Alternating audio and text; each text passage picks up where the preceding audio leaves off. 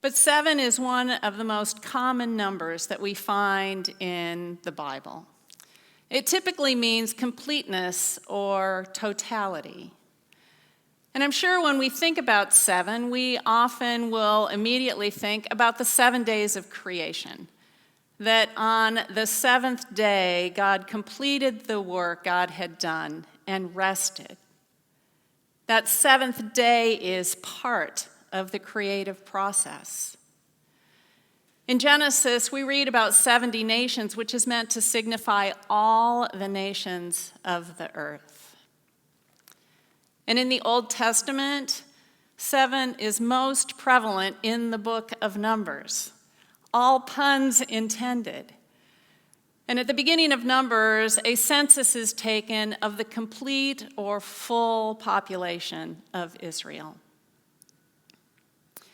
We read about the 7 great I am statements in the Gospel of John, which denotes the totality of Jesus' identity. And on a Good Friday service, we often read the 7 last words of Jesus, which remind us of the completeness of all of his work here on earth. In the New Testament, 7 is most prevalent in the book of Revelation, in John's letter to the 7 churches. So you see, all of history begins with 7 in Genesis and ends with 7 in the book of Revelation.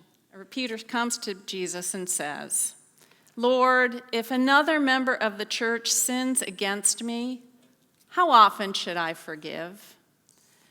As many as 7 times?" And Jesus said to him, "Not 7 times, but I tell you 77 times."